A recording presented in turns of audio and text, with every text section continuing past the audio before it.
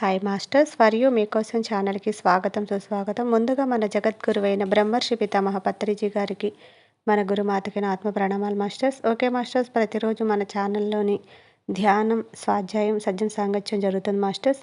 అలాగే జూమ్ సెక్షన్లో పాల్గొన్న మాస్టర్లకి, యూట్యూబ్లో చూస్తున్న మాస్టర్లకు కూడా ధన్యవాదాలు తెలుపుకుందాం.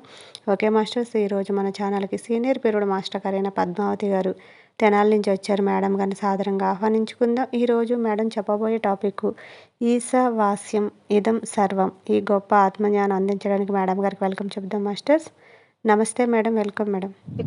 ముందుగా మనందరి జగద్గురువైన డాక్టర్ బ్రహ్మర్షి పితామహ సుభాష్ పత్రి సార్కి ఆత్మ ప్రణామాలు, మునిబాబు సార్కి ఆత్మ ప్రణామాలు. మరి నేను ఈ యొక్క జ్ఞానాన్ని పంచుకునే అవకాశం వచ్చిన for you channel Shri Saritha madam గారికి ఆత్మ ప్రణామాలు. యూట్యూబ్లో వీక్షించే మాస్టర్లకి, జూమ్లో ఉన్న మాస్టర్లందరికీ కూడా ఆత్మ ప్రణామాలు మాస్టర్స్. మరి ఈ రోజున మనం తీసుకున్న టాపిక్ ఈశావాస్యం ఇదం సర్వం. అంటే ఈశ్వరుడే అంతా విస్తరించి ఉన్నాడు. ఈ మూల చైతన్యం అంతా ఈశ్వరుడితోనే నింపబడి ఉన్నది, వేరేది ఏమీ లేదు అనే విషయాన్ని ఈ రోజు మనం ఒక ఉపనిషత్తు ద్వారా మనం తెలుసుకునే ప్రయత్నం చేద్దాం మాస్టర్స్. ఓకేనండి.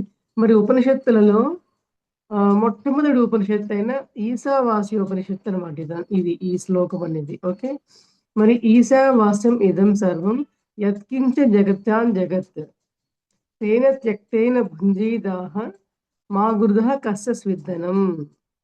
అంటే ఈశావాస్యం ఇదం సర్వం అంటే ఈ సకల చరాచర ప్రపంచం అంతా కూడా ఈశ్వరుడితోనే నింపబడి ఉన్నది, ఈ చైతన్యంతోనే విస్తరింపబడి ఉన్నది.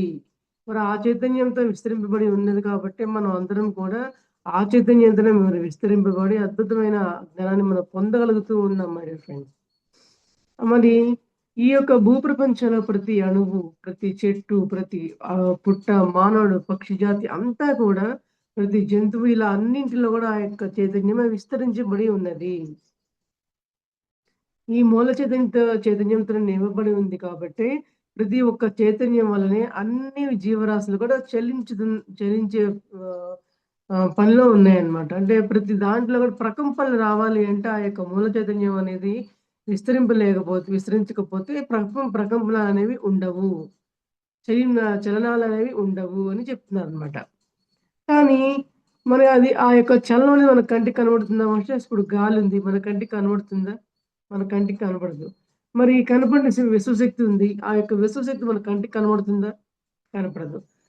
మనం ధ్యానం చేసేటప్పుడు ఏమనుకుంటాము, మరి విశ్వమే ప్రాణశక్తి, మన మన అణువణువున, మన కణకణమున, సహస్రాల నుండి మూలాధారం వరకు విస్తరింపబడుతున్న యొక్క విశ్వశక్తి మనలోని కర్మలన్నీ దగ్ధం చేసి మనల్ని అద్భుతమైన జ్ఞానాన్ని ప్రసాదింపజేస్తుందని మనం చెప్పుకుంటూ ఉంటాం. మరి ఆ యొక్క విశ్వశక్తి మన కంటికి కనబడుతుందా? ఆ యొక్క ప్రకంపనలు మన కంటికి కనబడతాయా? ఆ యొక్క శక్తి మన కంటికి కనబడుతుందా?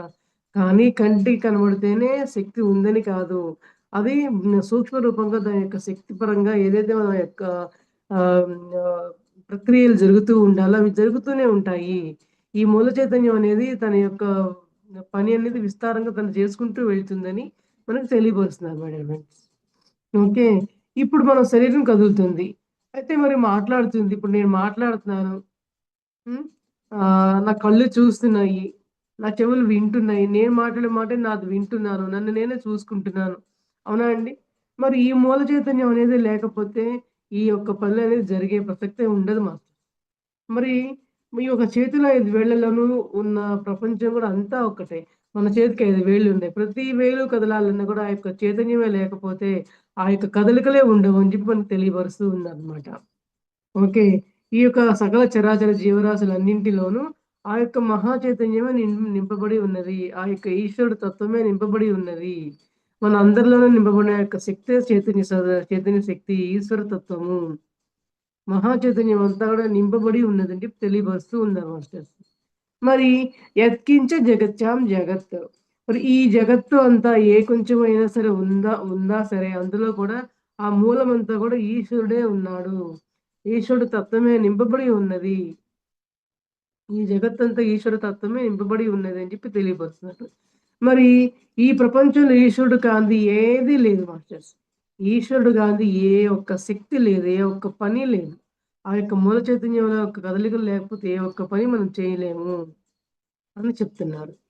మరి ఈ చెయ్యి నేనే. మరి ఈ శరీరము నేనే. ఈ కళ్ళు చూసే కళ్ళు నేనే. ఈ మాట్లాడే మాట నాదే. ఈ చెవులు నావే.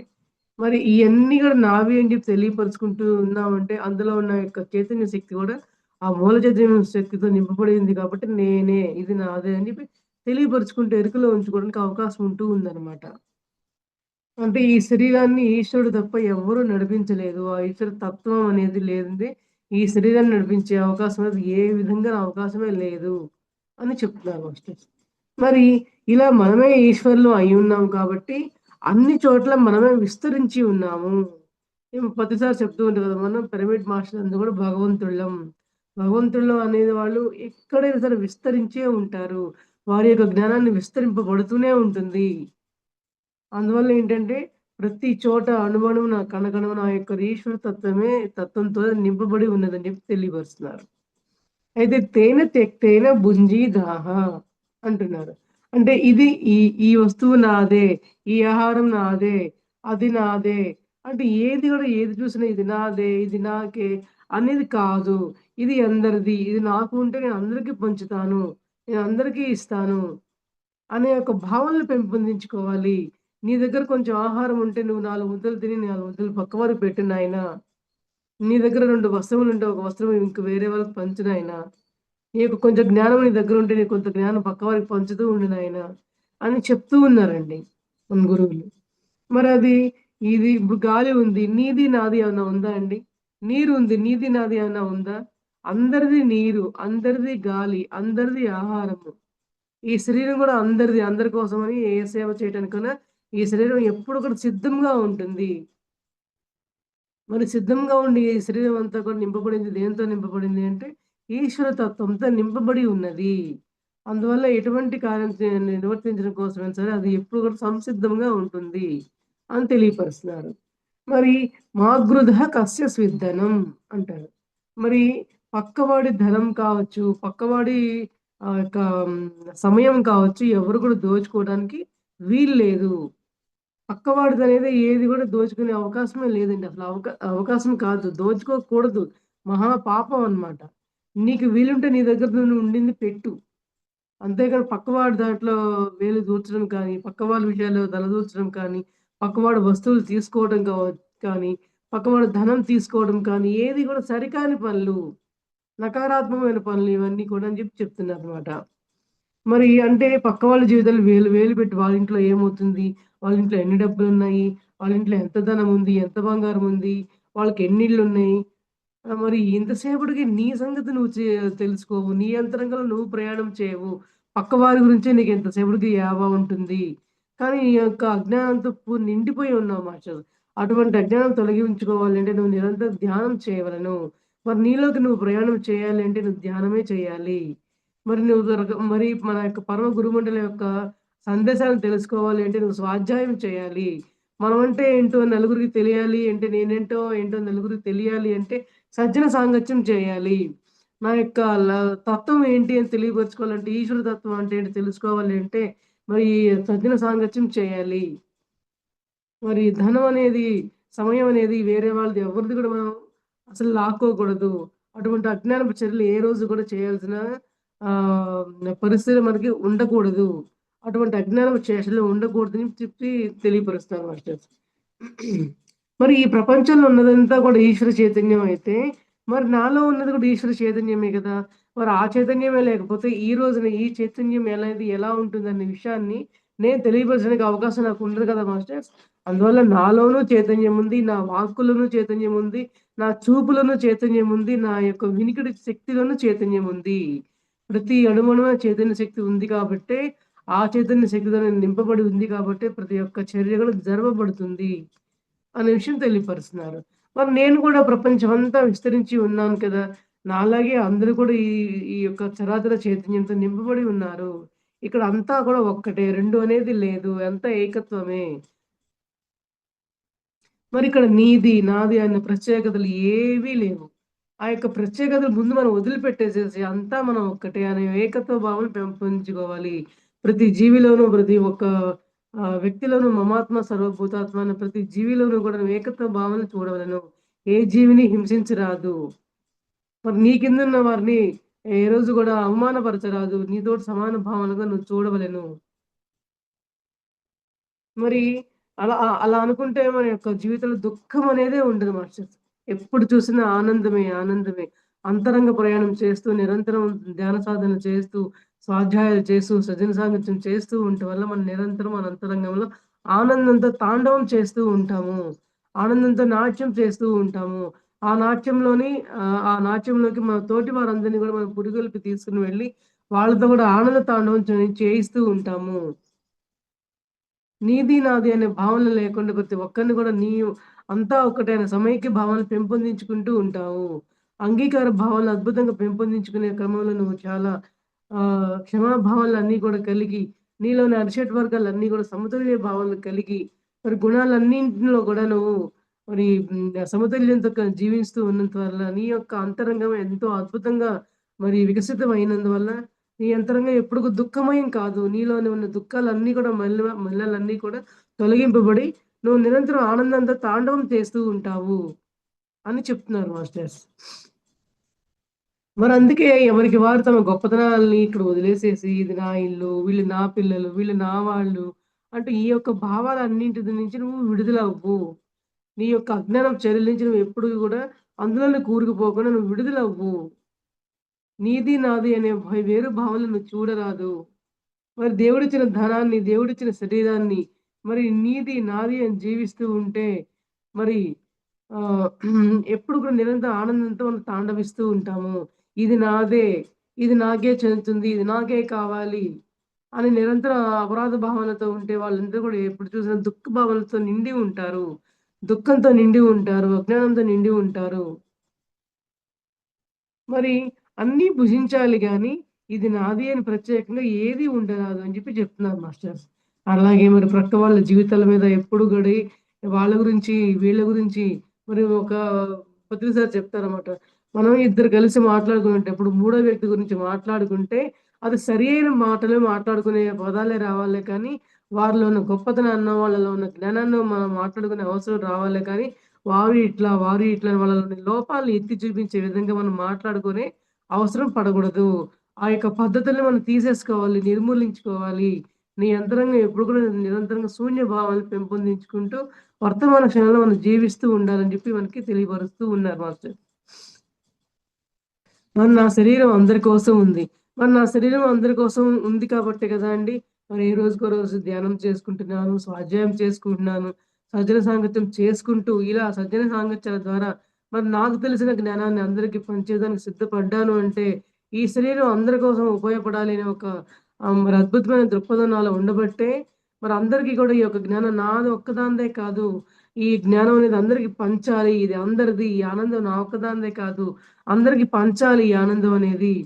అనే దానికి నేను నిరంతరం సంసిద్ధురాలిని అవుతూ ఉంటాను మాస్టర్స్. నాకు నాది, నాది మాత్రమే అన్న భావనలే ఏ రోజు కూడా ఉండదు. మరి ఇటువంటి భావనలు అందరికీ కావాలి కదా అండి! మరి అందరికి ఇటువంటి భావనలు కావాలి అంటే, మరి చక్కగా మనం ధ్యానం చేసుకోవాలి. మరి ఎవ్వరి విషయాల్లో వేలు పెట్టడం కానీ, వాళ్ళదేంటి అని అడగటం కానీ, నేను ఏ రోజు నేను చేయను మాస్టర్స్. ఈ రోజుకి చేయను, ఏ రోజుకి చేయను.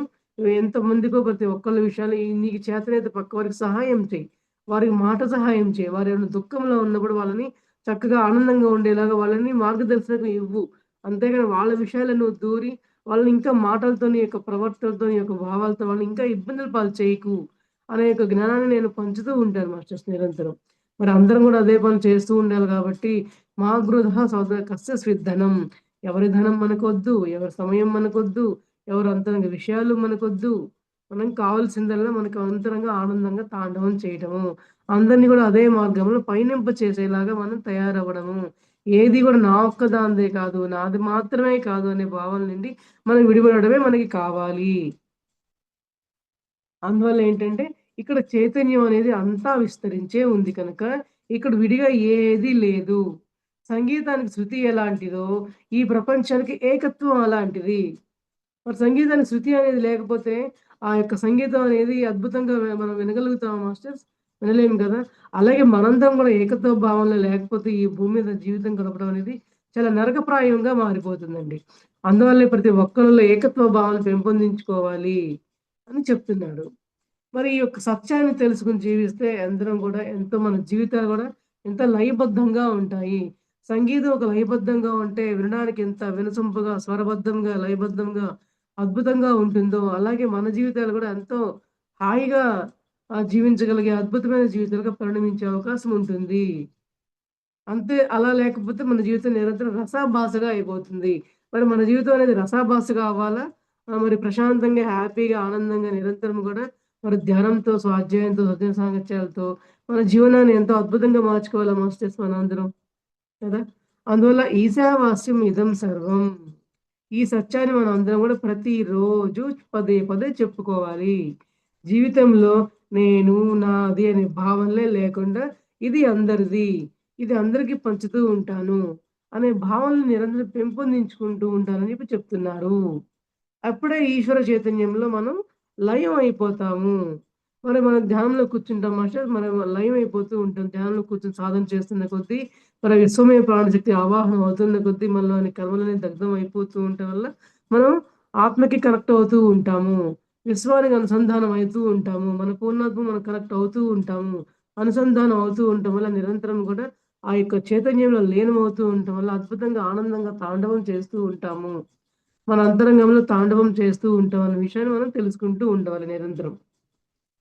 మరి ఈ ఆధ్యాత్మికాన్ని గనక నిరంతరం అభ్యాసం చేయకపోతే, మరి ఒక స్కూల్ పిల్లవాడు ఒక ఎగ్జామ్ ఉందండి. ఒక ఎగ్జామ్ ఉన్నప్పుడు ఒక్కరోజు చదివితే వచ్చేస్తుందా అండి? ప్రతిరోజు ఎగ్జామ్ వచ్చే వరకు ప్రతిరోజు గూడా దానికి కొంత టైం కొంత సమయాన్ని కేటాయించి ఆ యొక్క పాఠాన్ని చదువుకుంటూనే ఉండాలి గదా! అప్పుడే ఆ అబ్బాయి, ఆ బాబు ఎగ్జామ్ బాగా రాయగలడు. అట్లాగే మనం కూడా నిరంతరం ఈ యొక్క ఆధ్యాత్మిక విద్యని అభ్యాసం చేస్తూ, చేస్తూ ఉంటే మాత్రమే మనలో ఈ యొక్క చైతన్య భావాలనేవి అద్భుతంగా ప్రతిఫలితూ ఉంటాయని చెప్పి చెప్తున్నారు మాస్టర్స్. ఎప్పుడో ఒకసారో ఇవాళ చదువుదాంలే, ఇవాళ ఒక్క పూట చదివాము గదా! ఇంక రేపు పట్టుకుందాంలే అనే దానికి లేదండి. నీకు ఎప్పుడు అవకాశం ఉంటే అప్పుడు అవకాశం ఉంటే నువ్వు ధ్యానం చెయ్యి. ఎప్పుడు అవకాశం ఉంటే అప్పుడు ఒక పుస్తకం తీసుకొని ఒక పేజీ చదువు. ఒక పాఠాన్ని చదువు. మరి నీకెప్పుడు అవకాశంగా ఉంటే నీకు తెలిసిన జ్ఞానాన్ని నువ్వు అందరికి పంచుతూ సజ్జన సాంగత్యం చేస్తూ ఉండు. అనే విషయం తెలియపరుస్తున్నారండి. మరి అందుకే మనం ఇతోధికంగా ధ్యానం చేస్తూ ఉండాలి. మనకి ఏ మాత్రం అవకాశం వచ్చినా కూడా ధ్యానంలోనే కూర్చోవాలండి. ఎందుకంటే టీవీలు పెట్టినా, ఆహ్, సినిమాలో, సీరియల్సో ఏ విషయాలు పెట్టినా కూడా మనల్ని ఇంకా ఆత్మపరంగా దిగజార్చే ఆలోచనలే తప్ప ఏ రోజు కూడా ముందుకడిగే ఆత్మను ముందుకు తీసుకెళ్ళే పనులనేది ఏ రోజు కూడా మనకు లేదండి. కళ్ళు తెరిచి మనం చూసే ఏ దృశ్యాల వల్ల కూడా మనం ఆత్మపరంగా ఎదిగే అవకాశమే ఉండదు. అందువల్లే మరి ప్రతిసారి ఏం చెప్తారు, "నాయనా నువ్వు వ్యవహారం అయిన తర్వాత కళ్ళు మూసేయి. వ్యవహారం చెయ్యి. మనది మధ్య మార్గం కాబట్టి నువ్వు వ్యవహారం నిర్వర్తించు. నీ వ్యవహారం ఏదైతే ఉందో దాన్ని ఎప్పుడు కూడా వదిలిపెట్టరాదు. నిర్వర్తిస్తూనే నువ్వు ధ్యానం చేస్తూ ఉండు. మధ్యలో ఏమాత్రం కొంత సమయం వచ్చినా కూడా కళ్ళు మూసేయి. ఏ దృశ్యాన్ని కూడా నీ కంటిలోకి పోనివ్వద్దు. నీ అంతరాత్మలో నువ్వు ఎప్పుడు కూడా రమిస్తూ ఉండు. నీ అంతరాత్మతో నువ్వు ఎప్పుడు కూడా ఆత్మనాట్యం చేస్తా ఉండు." అనే విషయం తెలుస్తూ ఉన్నప్పుడు ఈ అభ్యాసం చేస్తూ ఉంటేనే మన ఈశ్వర తత్వాలు మనలో నిమిడీకృతం అవుతూ ఉంటాయి. అప్పుడే మనం నాది, నీది అనే భావన లేకుండా అందరిది అనే ఈశ్వర తత్వాలు మన యొక్క జీవితాలు శృతిబద్ధంగా, లయబద్ధంగా మన జీవితాలు కొనసాగుతూ ఉంటాయని తెలియపరుస్తూ ఉందన్నమాట. మరి ఈ సంగీతాన్ని అభ్యాసం చేసేవారికి శృతిలయలు, మరి స్వరాలు, అపస్వరాలు తెలిసినట్లుగా, మరి ధ్యానం అభ్యాసం గనుక చేసేవారికి మాత్రమే ఈశ్వర తత్వాన్ని ఎలా పొందాలి? ఈశ్వర తత్వం యొక్క అనుసంధానం అనేది ఎలా ఉంటుంది అని తెలిసే అవకాశం కేవలం ధ్యానం చేసే వాళ్ళకి మాత్రమే అర్థమవుతుందని చెప్పి చెప్తున్నారండి.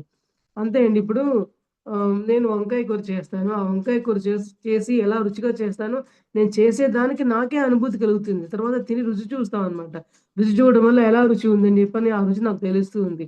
అట్లాగే ధ్యానం కూడా నేను చేసి, నేను ఆత్మతో లయమైనప్పుడు మాత్రమే ఆ యొక్క ఈశ్వర చైతన్యం యొక్క ఆనందం ఎలా ఉంటుందనేది నేను ఆత్మపరంగా, అనుభవపూర్వకంగా నేను తెలుసుకునే అవకాశం ఉంటుంది. అంతేగాని నేను తెలుసుకొని నా పక్కనోడికి ఏం అర్థం కాదు గదా! ఇప్పుడు నేను తింటే నా ఆకలి తీరితే పక్క వాళ్ళకి ఆకలేం తీరదుగా. అందువల్ల ఏంటంటే ఎవరికి వారి సాధన, ఎవరి స్వానుభవం వారికి రావాల్సిందే అనే విషయం తెలియపరుస్తూ ఉందన్నమాట. మరి ఆధ్యాత్మిక హృది అంటేనే ధ్యానము. ఆధ్యాత్మిక లయం అంటేనే ఆత్మజ్ఞానము. మరి ఆత్మజ్ఞానంలో మనం అందరం కూడా నిరంతరం విరాజిల్లుతూ ఉందాము. మరి ఆత్మజ్ఞానులు మాత్రమే నాది, నీది అనే భావన లేకుండా మరి అంతా కూడా ఇది ఏకత్వం అనే భావనలు కలిగి ఉన్నారు అంటే వారు ఆధ్యాత్మిక శృతి లయబద్ధంగా ఆత్మజ్ఞానం ఉన్నవాళ్ళు మాత్రమే అలా జీవించగలరు. అటువంటి ఆనందాన్ని పొందగలరు అని చెప్పి చెప్తున్నారు మాస్టర్స్. మరి ఆధ్యాత్మిక జ్ఞానం తెలుసుకున్న వాళ్ళే తేన త్యక్తేన భుంజీదాహ అనే ఈ యొక్క ఉపనిషత్ వాక్యానికి అర్థం తెలుసుకొని, దానికి తగిన విధంగా వారి యొక్క జీవన విధానాన్ని, ఆత్మ పరిణామ క్రమాన్ని పెంపొందించుకుంటూ ఉండగలరు అని చెప్పి చెప్తున్నారు. మరి అలాంటి జ్ఞాని పక్క వాళ్ళ మీద గాని, తన మీద ఆధిపత్యాన్ని గాని చూపించకుండా, మరి పిల్లల మీద కూడా ఆధిపత్యం చూపించకుండా తన యొక్క కర్తవ్యం ఎటువంటి మీద ఉందో, ఆ కర్తవ్యాన్ని మాత్రమే నిర్వర్తిస్తూ ఉంటాడనమాట. ఎవరి జీవితాలను వేలెత్తి చూపించడం కానీ, ఎవరిని గూడా మరి తన యొక్క వాక్కులతో కావచ్చు, తన యొక్క భావనలతో కావచ్చు, తన యొక్క చేష్టలతో కావచ్చు, ఏ రోజు గూడా పక్కవారిని ఇబ్బంది పెట్టడు. తన అంతరంగంలో నాట్యం చేస్తూ ఉంటారు. ఆనంద తాండవం చేస్తూ ఉంటారు. ఏదైతే జ్ఞానం ఉందో అటువంటి జ్ఞానం ఉన్నవారు ఆనంద తాండవంలో ఎప్పుడు కూడా మునిగి తేలుతూ ఉంటారు గానీ, పక్క వాళ్ళ విషయంలో ఏ రోజు కూడా వేలు పెట్టి చూడరు. ఒకవేళ వేలు పెట్టి చూసిన యెడల ఆ యొక్క కార్యం ఎటువంటిదై ఉండాలి అంటే, వారి యొక్క దుఃఖాన్ని దూరం చేసే విధంగా అయితేనే పక్క వారి విషయాలు మనం జోక్యం చేసుకునే విధంగా ఉండాలే తప్ప, వాళ్ళ విషయాల్లో ఏం జరుగుతున్నాయి, వాళ్ళు పడే కష్టాలను చూసి మనం ఆనందపడే అటువంటి దౌర్భాగ్యం ఉన్న మనస్తత్వంతో మాత్రం వేరే వాళ్ళ విషయాల్లో తలదూర్చకూడదని చెప్పి తెలియపరుస్తూ ఉన్నారు మాస్టర్. మరి ఈ ప్రపంచంలో గూడా ఎక్కడ చూసినా ఉన్నదే ఆధిపత్యం. ఎప్పుడు చూసినా ఎవరి మీద ఆధిపత్యం చేద్దామా? ఎవరిని వెల్లెత్తి హ్మ్. ఒక మాటతో వాళ్ళని ఇబ్బంది పెడదామా? మన వాక్క్షేత్రాన్ని ఎప్పుడు గూడా నకారాత్మకమైన భావాలతో మనం వాళ్ళని ఉపయోగించి ఇబ్బంది పెడుతున్నామా గానీ, సకారాత్మకంగా ఉంటున్నామా లేదా? అనే విషయాన్ని మనల్ని మనం ఆత్మపరిశీలన చేసుకునే దాని కోసమే ఈ యొక్క నిరంతర ఆధ్యాత్మిక అభ్యాసం మాస్టర్స్. మరి ఈ యొక్క నిరంతర ఆధ్యాత్మిక అభ్యాసము, ధ్యానము, స్వాధ్యాయం, సజ్జన సాంగత్యాల వల్ల నువ్వు నిరంతరం నీది, నాది అనే భావన లేకుండా అంతా కూడా ఈశ్వర తత్వంతోనే ఇమిడి ఉన్నది. ఈ యొక్క ప్రతి జీవిలోనూ, ప్రతి కణకణమున, అణువణువున కూడా ఈశ్వర తత్వమే, ఈ యొక్క మూల చైతన్యమే నిండి ఉన్నది అనే విషయాన్ని నువ్వు ఎరుగుపరుచుకోగలవు అని చెప్పి తెలియపరుస్తూ ఉన్నారు. మరి అందు విశేషంగా మనం ఎప్పుడు ఏం చేయాలంటే, పుస్తకం అనేది హస్తభూషణం అన్నారు మాస్టర్. ఎప్పుడు కూడా మనం మన చేతిలో ఉండవలసింది ఏంటంటే, మన మదిలో ఉండవలసింది ధ్యానము, మన చేతిలో ఉండవలసింది పుస్తకము, మన ముందు ఉండవలసింది సజ్జన సాంగత్యము. ఈ 3 త్రిరత్నాల వల్లనే మనం ఎటువంటి ఉపనిషత్తుల ద్వారా వచ్చిన జ్ఞానమైతే కావచ్చు, ఎటువంటి విషయాలైనా సరే, మనం తెలుసుకున్న ఏ జ్ఞానమైనా సరే మనం విస్తారంగా ఉండాలి అంటే, ఈ యొక్క త్రిరత్నాలనే మీ యొక్క జీవితంలో మరి ఆకలింపు చేసుకుంటూ ఉండడంలో నీ యొక్క ఉపనిషత్తుల్లో ఉన్న వేదాల్ని నువ్వు నీ యొక్క జీవితంలో అన్వయించుకోగలవు. నీ యొక్క జీవితాన్ని శృతిబద్ధంగా, లయబద్ధంగా నువ్వు మరి చక్కటి సంగీతం ఎలా అనునయంగా ఉంటుందో, మన జీవితం కూడా అనునయంగా అలా ప్రశాంతంగా సాగిపోతూ ఉంటుందని చెప్పి తెలియపరుస్తూ ఉన్నారు మాస్టర్. మరి నా దగ్గరికి ఎవరైనా వస్తే గూడా పత్రి సార్ చెప్పేవాళ్ళట. నా దగ్గరికి ఎవరొచ్చినా గూడా నేను ఒక పుస్తకం ఇస్తాను. సారు ఎన్ని లక్షల పుస్తకాలు చదివారంట మాస్టర్స్. మరి నేను ధ్యానంలోకొచ్చిన కొత్తల్లో నేను ప్రతిసారి ఈ యొక్క పుస్తకాలు అన్నిటికి పంచేవాళ్ళని చెప్పి తెలిసిన తర్వాత, మేము కూడా ఏం చేసేవాళ్ళమంటే ప్రతి నెల ధ్యాన జగత్ అనే ఒక పుస్తకాన్ని ఒక డజన్ పుస్తకాలు తెప్పించి, మేము చదువుతూ దాంట్లో ముఖ్యమైన పాయింట్లు ఏమన్నా ఉంటే నేను నోట్ చేసుకుంటూ, ఆ పుస్తకంతో నాకు అవసరం లేదు. నేను చదివాను. నాకు దీని గురించి నాలెడ్జ్ ఉంది. దానికి సంబంధించిన పాయింట్స్ అన్నీ కూడా నా దగ్గర ఉంది అని చెప్పి తెలిసిన తర్వాత, ఆ పుస్తకాలను ఎవరికి కావాలంటే వాళ్ళు ఇస్తూ ఉండేదాన్నండి. అంటే మన గురువుల్ని మనం అనునయిస్తూ ఉన్నప్పుడు మన యొక్క జ్ఞానం కూడా ఆ విధంగానే అద్భుతంగా అన్వయింపజేసుకుంటూ ఉంటాం మనమందరం కూడా. ఇంకా ప్రతిసారి ఏం చెప్పారంటే తన దగ్గర ఎప్పుడన్నా డబ్బులు లేవనుకోండి, బుక్ షాప్‌కెళ్ళినప్పుడంట ఆ ఒక్క బుక్కు వేరే బుక్స్ కింద పెట్టేవాళ్ళంటండి. ఒక సరదాగా అనమాట. అంటే ఆయనకు జిజ్ఞాస గురించి ఇక్కడ చెప్పుకునే పాయింట్ అనమాట. మరలా సార్ దగ్గర డబ్బులెప్పుడైతే ఉన్నాయో మళ్ళీ ఆ షాప్‌కెళ్ళి ఆ పుస్తకం కొనుక్కునేవాళ్ళంట. ఆ పుస్తకం కొనుక్కొని మరలా వెంటనే చదివేసేసి మళ్ళీ వెంటనే పంచేసేవాళ్ళు. ఆయన దగ్గరంటూ ఏది ఆయనది అనేది ఉంచుకునే ప్రసక్తే లేదు మాస్టర్స్. మరి ఆయన చక్కగా ఈ యొక్క ఉపనిషత్తులో ఉండేది ఏదైతే ఉందో ఈశావాస్యం ఇదం సర్వం తేన తెక్తేన భుంజేదహ అనే విషయాన్ని తన యొక్క జీవితంలో పూర్తిగా అన్వయిస్తూ వచ్చారనమాట. ఆ యొక్క జీవితాన్ని పూర్తిగా అన్వయిస్తూ వచ్చిన మార్గంలో మనం గూడా ఆ యొక్క జీవన గమనాన్ని మనము అన్వయించుకుంటూ రావాలి. అందువల్ల పుస్తకం హస్తభూషణం అన్నట్లుగా నిరంతరం స్వాధ్యాయం చేసుకుంటూ ఉంటే, మన యొక్క అంతరంగానికి సరియైన గురువు మన యొక్క పుస్తకం హస్తభూషణం అనేది మనం తెలుసుకుంటూ ఉండాలి. మరి ఇప్పుడు చూడండి చాలామంది చాలా చాలా విషయాలు చికాకుల్లో ఉన్నప్పుడు మరి డిస్టర్బెన్సెస్‌లో ఉన్నప్పుడు గాని, అలజడిగా ఉన్నప్పుడు కానీ, ఒక విషయాన్ని గురించి ఒక సరైన అవగాహన లేని సమయాల్లో ఒక పుస్తకం తీసుకోండి మాస్టర్. ఒక పుస్తకం తీసుకున్న తర్వాత ఒక మధ్యలో జస్ట్ ఇట్లా ఓపెన్ చేయండి. ఓపెన్ చేసి మీరు ఒకటే అనుకో మీరు విశ్వంతో కనెక్ట్ అయిన తర్వాత మాస్టర్స్ నాకు ఏ సందేశాన్ని ఇవ్వాలనుకున్నారు? నాకది ఇవ్వండి. నాకది పంచండి, తెలియపరచండి. నేను దాన్ని అనునయిస్తాను అని జెప్పి మన థాట్ ఇచ్చుకోవాలి మాస్టర్స్. అట్లాగా మరి నా యొక్క జీవితంలో గూడా అట్లా ఎన్ని ఎగ్జాంపుల్సే ఉన్నాయి. ఇవాళ ఎగ్జాంపుల్ మాస్టర్స్ ఇవాళ సరిత మేడం గారు ఒక క్లాస్ చెప్తున్నారు.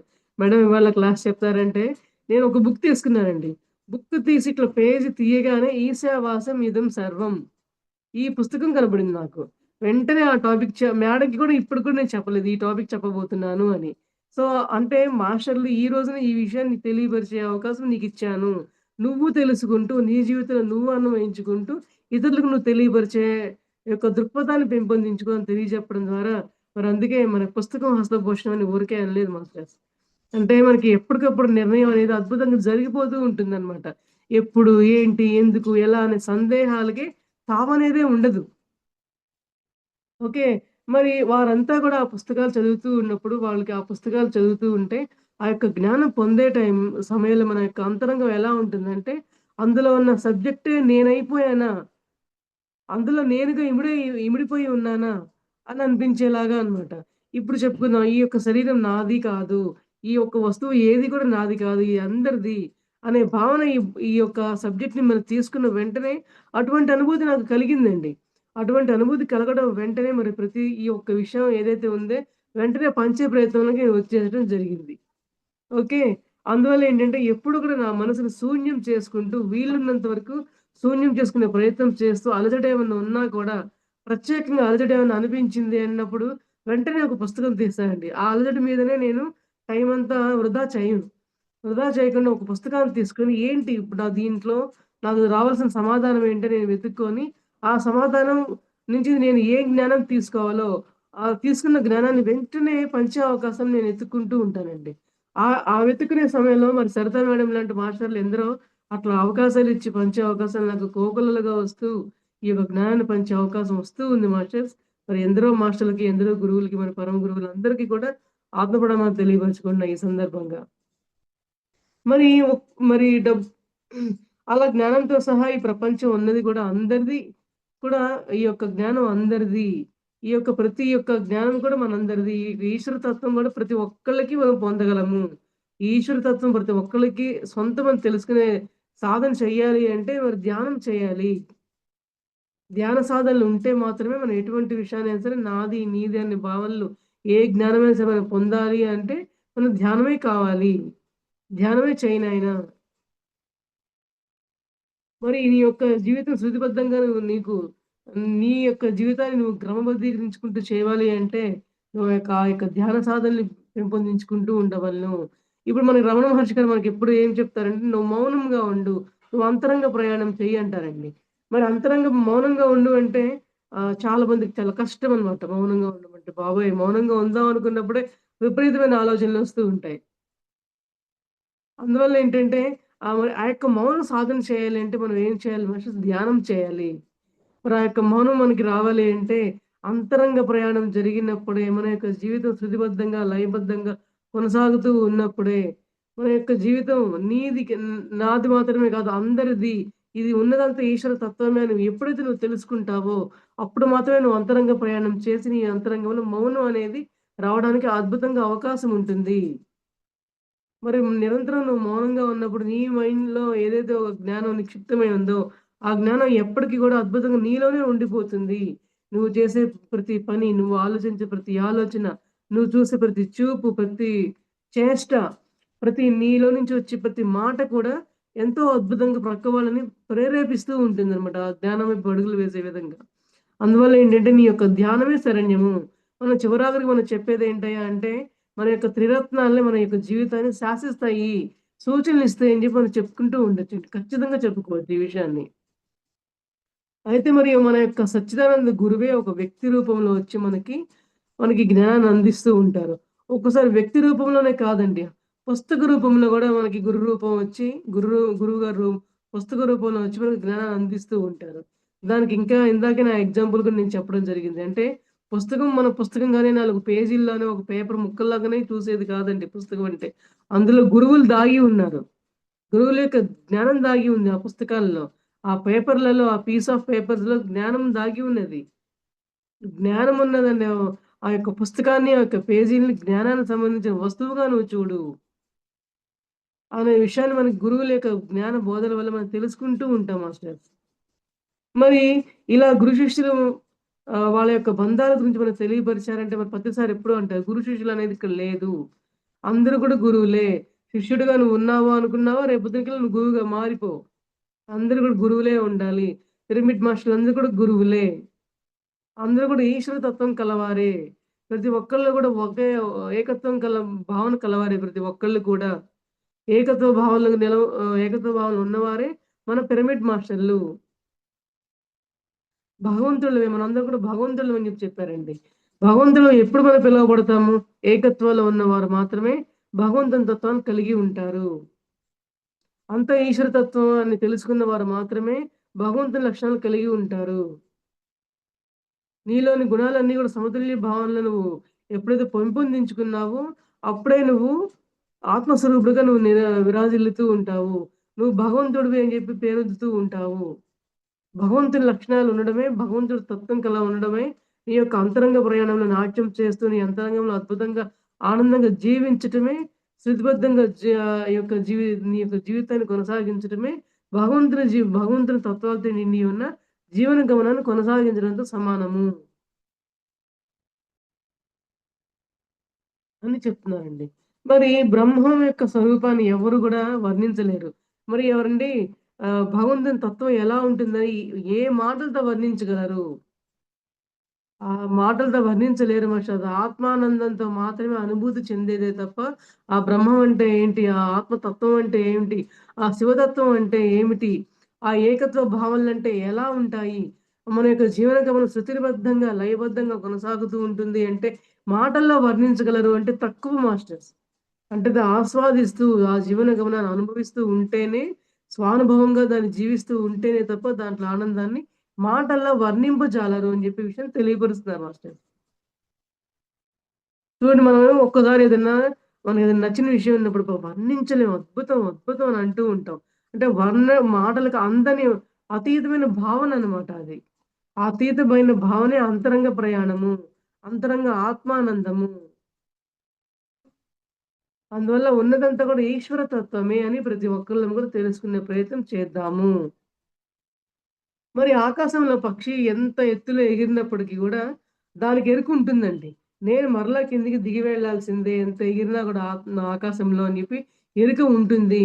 కానీ మన బాహ్య ప్రపంచంలో మనందరం గూడా కొంత ఎదిగిన స్థాయికి వెళ్ళిన తర్వాత అహంకారం వచ్చేస్తుంది. నేనే గనక గొప్ప మాస్టర్‌ని, నేనే గనక ఇంత జ్ఞానం ఉంది, నాకే గనక ఇంత ధనం ఉంది, నాకే గనక 10 బిల్డింగులున్నాయి అని ప్రతి ఒక్క స్టెప్పు కొంచెం ఎదిగాము అంటే అహంకారంతో నిండిపోతూ ఉంటాము. అదే మనం ఒక పక్షిని చూసి మనం నేర్చుకోవాలండి. అది ఎంత ఎత్తుకి ఆకాశంలో ఎదిగినా కూడా తత్వం అనేది ఈశ్వర తత్వం అనేది ఒకటుంది. మనం తెలుసుకునేదంటూ ఒక లక్ష్యం అనేది ఉంది అని చెప్పని, దానికి నేను భూమి మీదకి మళ్ళీ నేల కిందకి ఒక వైపుకి ఒక రోజుకి వెళ్ళవలసిందే అనే ఆ యొక్క ఎరుకుతోనే అది ఆత్మలోకంకి వెళ్తూ ఉంటుందండి. ఆకాశంలోకి ఎగురుతూ ఉండే సమయంలో దాని యొక్క ఆత్మ ఎంతో ఎరుగుతూ ఉంటుందంట. అంటే మన యొక్క జీవరాశులను చూసి మనం నేర్చుకోవాలి. మనకు మనకు భావనలు తెలుసు, వాక్కు తెలుసు, చేష్టలు ఎలా ఉండాలో తెలుసు. అయినా గూడా మన అంతరంగం ఎలా ఉంటుందంటే నిరంతరం అహంకారంతో నిండిపోవటం వల్ల మన ఎరుకను కోల్పోతూ ఉంటాం. మరి మూగ జీవాలు అవి ఎంతో జ్ఞానంతో ఉంటూ నిరంతరం ఎరుగుతూ ఉంటాయని జెప్పి తెలియపరుస్తూ ఉన్నారండి.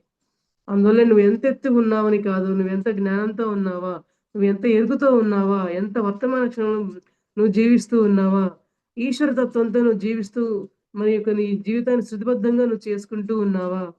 మరి ఇవన్నీ పొందడానికి నువ్వు చేసే యొక్క సాధన ఏంటి? ఆధ్యాత్మిక సాధన ఏంటి? మరి నువ్వు ధ్యానం చేస్తున్నావా లేదా? మరి ఇతరుల విషయాల్లో జోక్యం చేసుకుంటూ వాళ్ళని ఇబ్బంది పెట్టకుండా వాళ్ళకి చక్కగా తోడ్పాటు పడుతున్నావా లేదా? అనే విషయాలు ప్రతి దాన్ని కూడా నువ్వు ఆత్మపరిశీలన చేసుకుంటూ ఉండాలి అంటే నీకు సాధనలు కావాలి. ఆనాపానసతి ధ్యానం ద్వారా మనం ఆ యొక్క ధ్యానం ద్వారా, సజ్జన సాంగత్యం ద్వారా, స్వాధ్యాయాల ద్వారా ప్రతి విషయాన్ని కూడా ఆత్మపరిశీలన చేసుకునే అవకాశం ప్రతిరోజు ఉంటుందండి. అద్భుతంగా ఉంటుంది. కానీ మనమే ప్రయత్నం చేయాలని చెప్పి చెప్తూ ఉన్నారు మాస్టర్స్. మరి మనందరం కూడా భోగాలు అనుభవిస్తూ ఉంటాం. వాటి పట్ల తనివి తీరదు ఒక్కొక్కసారి. ఇంకా తనివి తీరదు. చూడండి చాలామంది మరణానంతర సమయంలో కూడా మరి నా ఇల్లు, వాకిళ్ళు, నా ఆస్తులు, నా పొలాలు, నా బంగారం అంటూ వాటి మీద మోహంతో చనిపోయే క్షణంలో వాళ్ళు చనిపోయిన తర్వాత ఎక్కడికి వెళ్తారో, ఎటువంటి ప్రదేశాలకు వెళ్లి వస్తారో, మరలా తిరిగి వస్తారో లేదో కొంతమందికైతే ఆ జ్ఞానం కూడా ఉండదు. అయినా కూడా ఈ బంగారం నేను వదిలిపెట్టి వెళ్ళిపోతున్నానే, ఈ ఇల్లు వాకిలి వదిలిపెట్టి వెళ్ళిపోతున్నానే, ఈ భోగాలన్నీ కూడా వదిలిపెట్టేసి వెళ్ళిపోతున్నానే అనే చింతతోనే వాళ్ళ యొక్క మరణం మరణం మరణం సమయంలో గూడా ఎంతో చింతతో ఉంటూ ఉంటారు. మనమందరం ఎట్లా తయారవ్వాలి? మరణానంతర సమయానికి మనం చింతామణులుగా తయారైపోవాలండి. చింతలతో కాదు ఉండవలసింది. చింతామణులుగా తయారైపోవాలి. మరి చింతామణులుగా తయారవ్వడం అంటే ఏంటి? చింతలన్నిటిని దూరం చేసుకొని మణిలాగా ప్రకాశవంతమైన ఆకాశ తత్వాన్ని, ఆనంద తత్వాన్ని, ఏకత్వ భావనల్ని పెంపొందించుకునే స్థాయిలో ప్రకాశవంతమైన జీవితాన్ని గడుపుతూ మనందరం కూడా ఏ చింతలు లేకుండా ప్రకాశవంతమైన సూర్యుడి వలె, సూర్యప్రకాశం వలె వెలుగైన జీవితాన్ని మనం స్వీకరించవలెను. ఆ యొక్క జీవన గమనాన్ని మనం మన జీవనాన్ని కొనసాగిస్తూ ఉండవలెను. మన మరణానంతరం సమయంలో మన యొక్క మానసిక భావాలు ఎలా ఉండవలెను అంటే, చింతామణులకు ప్రకాశవంతంగా ఆత్మలోకాలకు ప్రయాణం చేయాలి అనే విషయం తెలియపరుస్తూ ఉన్నాను మాస్టర్స్. మరి నిరంతర స్వాధ్యాయం మరలా అవసరమే. మరి ఈరోజు ధ్యానం చేశామా? ఈరోజు బుక్ చదివామా? ఈరోజు సజ్జన సాంగత్యం చేశామా? చాల్లే. లేదు. అవకాశం లేదు. ప్రతిరోజు కావాల్సిందే. ప్రతిరోజు కావాల్సిందే. మరి ఈ శరీరాన్ని కాపాడుకోవడం కోసం రోజుకి మనం 3 పూట్ల, 4 పూట్ల వీలుంటే ఎప్పుడు అవకాశమో అప్పుడుంటే నచ్చిందల్లా మనం తింటూ ఉంటామండి. ఎందుకంటే మనకి శరీరం బలం రావాలని, మనకి నోటికి నచ్చిందనో, మనకి మనసుకు నచ్చిందనో, నోటికి రుచి ఎంతో అద్భుతంగానో ఉందనో, వదలలేకో మరి ఎన్నో మనోభావాలు. కానీ మన ఆత్మకి మనం ఏం ఆహారం ఎన్ని సార్లు ఆహారం పెడుతున్నాము? ప్రతిరోజు ఆహారం పెడుతున్నామా లేదా? అనే విషయాన్ని మాత్రం ఎరుకలో మనం పెట్టుకునే పనే మనం చెయ్యం కాబట్టే, ఎప్పుడు కూడా దుఃఖంతో విలాసిల్లుతూ ఉంటామనమాట. మరి మరణ సమయంలో కూడా దుఃఖంతోనే ఉంటామే తప్ప, ఏ రోజు కూడా ఆనందంతో ఓకే. భూమి మీద నా యొక్క జన్మ రహస్యం అయిపోయింది. నా యొక్క జన్మ తీసుకున్న కర్తవ్యం అయిపోయింది. నేను కర్తవ్య పరాయణుడిగా నా యొక్క విధులన్నింటిని కూడా నిర్వర్తించుకొని, చక్కగా ఆత్మలోకాలకు ప్రయాణం చేస్తూ ఉన్నానని చెప్పి, అంత అద్భుతమైన ఆలోచనతో ఎవరు మరణిస్తున్నారండి? టెన్షన్స్‌తోనో, అనారోగ్యాలతోటో, లేదా బంధాలతోటో విడిగుడి లేకనో, మరి నేను చనిపోతే మరలా వస్తానా? లేదా? నా వాళ్ళు, నా బంధువులంటూ బాధలతోటో, అన్నీ అజ్ఞానాలతోటే మనం మరణం మరణం వస్తూ ఉంది మనకి. అవునా అండి? అందువల్ల ఏంటంటే, మనం మరణం కూడా మనకి ఎంతో అద్భుతమైన మరణించగలిగితే, మన యొక్క జీవన గమనానికి సాఫల్యం దొరికినట్లే.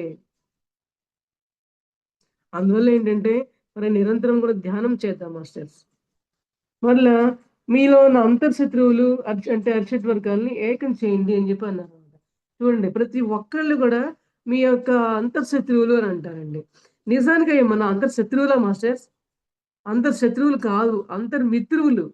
కానీ మన యొక్క అజ్ఞానం వల్లనే వాటిని శత్రువులుగా తయారు చేసుకున్నాం. మరి ఏంటా శత్రువులు? ఏంటా మిత్రులు? మరి కామ, క్రోధ, లోభ, మోహ, మదమాత్సర్యాలు. ఇవన్నీ కూడా మనకి చక్కగా ప్రతిరోజు మన యొక్క జీవన గమనానికి కావాల్సినంత అవసరమేనండి. ఇవంటూ లేకపోతే మన జీవితంలో మనం వేటిని కూడా మనం పొందలేం. ఎందుకంటే ముందు కామ, క్రోధం అన్నప్పుడు ముందు కామం అంటే కోరిక. ఏ కోరిక? శారీరక కోరికలే మనం ఎవరు కూడా భావించరాదు. మనకి ప్రతి ఆలోచన వస్తువు కావాలనో, ఒక ఇల్లు కావాలనో, మరి ఏదైనా మనం ఒక ఎగ్జామ్ రాసి చక్కగా మనం స్టేట్ లెవెల్‌లో పాస్ అవ్వాలనో, మంచి జాబ్ కొట్టాలనో, ఇట్లాంటి లక్ష్యాలనమాట. ఇలాంటి లక్ష్యాలను మనం ఛేదించాలి అంటే ఒక కోరిక. ఆ కోరికే లేకపోతే మన యొక్క లక్ష్యాన్ని ముందుకెళ్ళడానికి కూడా మనం జీవితాన్ని మనం కొనసాగించలేము. కాకపోతే ఆ యొక్క కోరిక వల్ల దాన్ని మనం దుఃఖంగా తయారు చేసుకుంటున్నాం కాబట్టి నువ్వు కోరికలను తీసేసుకో. అవి శత్రువులుగా మారిపోయినాయన్నమాట.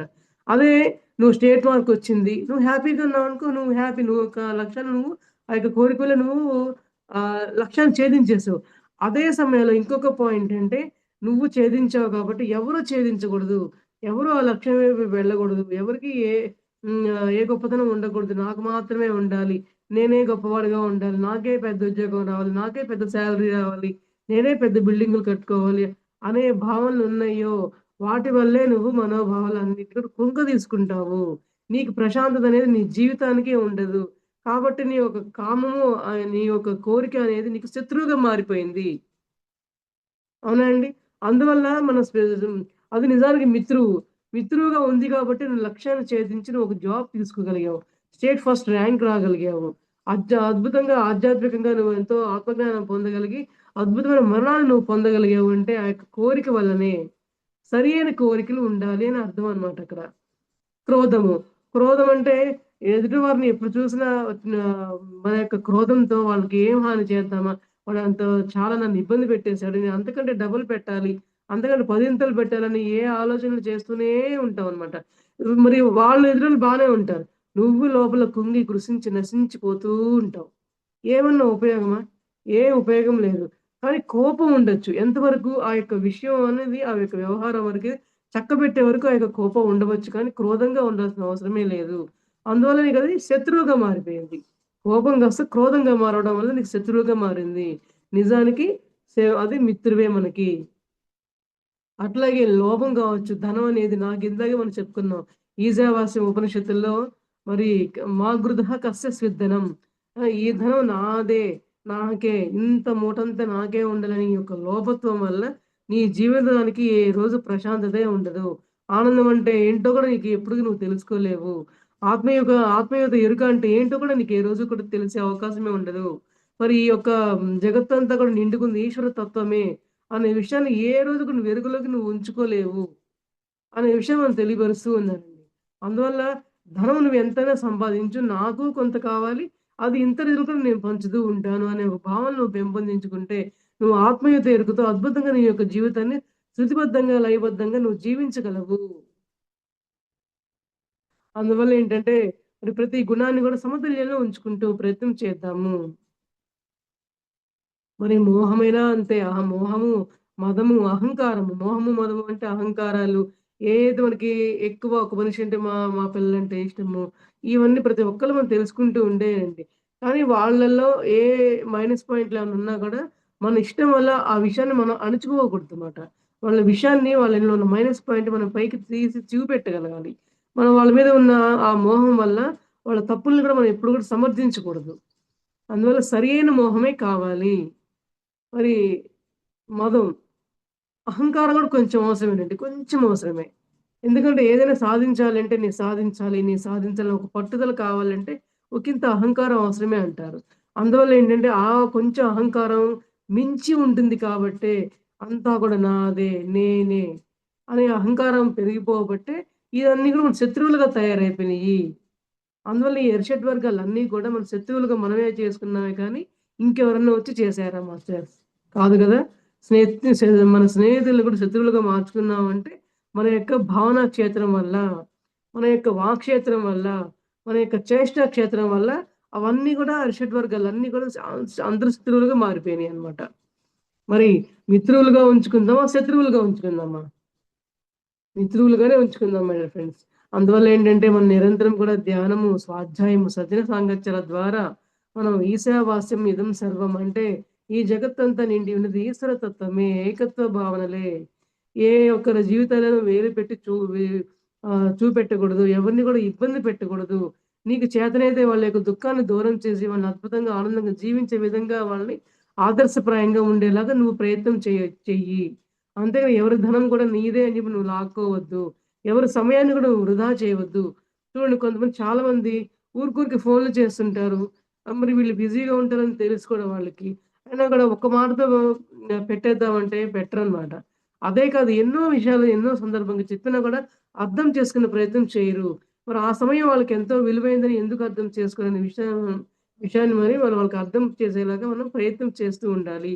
ఆ సమయంలో మనం ఏం చేయాలి వాళ్ళకి మన సమయాన్ని ఎవరైతే వృధా చేస్తూ ఉంటారో వాళ్ళకి, మనం వాళ్ళకి ఆ మాటని డైవర్ట్ చేస్తూ, ఈరోజు నువ్వు ధ్యానం ఎంతసేపు చేశావు? ఈరోజు నువ్వు ఏ పుస్తకం చదివావు? ఇవాళ నువ్వు ఏ సజ్జన సాంగత్యం చేశావు? అనే విషయాన్ని డైవర్ట్ చేస్తూ, వాళ్ళు మన సమయాన్ని వృధా చేయకుండా, వాళ్ళ సమయాన్ని కూడా వృధా చేసుకోకుండా, మనం వాళ్ళని జ్ఞానంతో ఆహ్, గైడ్ చేస్తూ ఉండవచ్చు. ఆదేశాలు, సూచనలు ఇస్తూ ఉండవచ్చు. అందువల్ల ఏంటంటే, మనం నిరంతరం మనంతరంగంలో జ్ఞానాన్ని నింపుకొని ఉండటం వల్ల ఎదుటి వాళ్ళలో కూడా వారు ఎటువంటి వారైనా సరే వాళ్ళలో ఆ జ్ఞానాన్ని వాళ్ళకి మనం గుర్తు చేయవచ్చు. సో, దానివల్ల ఏంటంటే వాళ్ళ సమయాన్ని వృధా చేసుకోరు. ఎదుటి వారి సమయాన్ని కూడా వృధా చేసుకోరు. మేడం అందువల్ల ఓకేనండి? పద్మ ఓకేనా మేడం? Okay madam. అందువల్ల ఏంటంటే మరి ఉన్నదంతా కూడా ఈశ్వరమయమే, ఈశ్వర తత్వమే, ఏకత్వమే.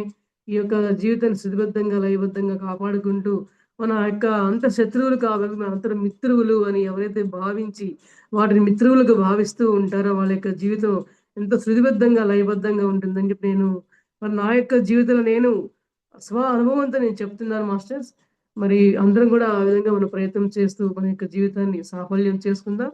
Thank you so much masters. Thank you madam. Thank you so much madam. For you మీకోసం మన ఛానల్‌కి వచ్చి ఎంతో గొప్ప ఆత్మజ్ఞానం అందించిన పద్మావతి గారికి ధన్యవాదాలు తెలుపుకుందాం మాస్టర్స్. మాస్టర్స్ ప్రతినిత్యం ఎరుకతోటి ధ్యానం, స్వాధ్యాయం, సజ్జన సాంగత్యం చేద్దాం మాస్టర్స్. అందరి చేత చేయిద్దాం. మాస్టర్స్ వైజాగ్‌కి మెగా పిరమిడ్ రావాలని పరమ గురువుల కోరిక, పత్రి గారి కోరిక, పత్రి మేడం కోరిక. మనమందరం సంకల్ప ధ్యానం చేసి వైజాగ్‌కి మెగా పిరమిడ్ వచ్చేలా చేద్దాం masters. Thank you masters. Thank you. Thank you. Thank you.